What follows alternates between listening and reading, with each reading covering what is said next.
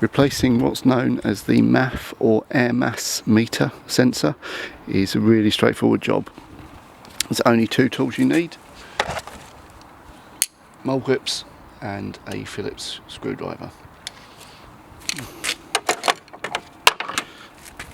So the MAF sensor is here, just next to the airbox, and there are two Phillips screws that attach it that side onto the airbox, and we need the mole grips to be able to remove this clip. So I'd always recommend getting either a genuine VW part or a Bosch. The Bosch is a remanufactured original unit.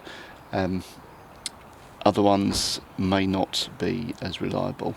If the MAF sensor isn't working correctly, then it means the performance of the car can be affected, can feel quite sluggish, or miles per gallon, the gas mileage can be impacted as well.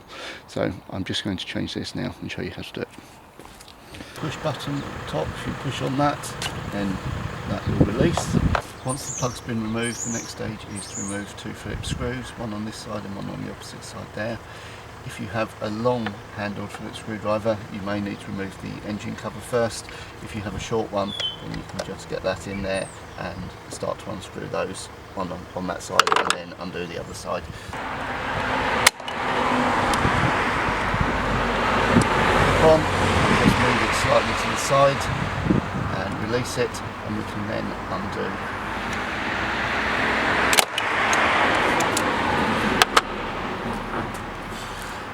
That pipe will then come off like that.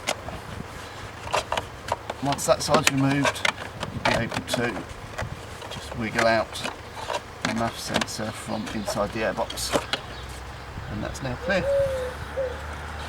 So you can just fit the new one, and reassembly is just as straightforward as removing it. Okay, so we have the new one here.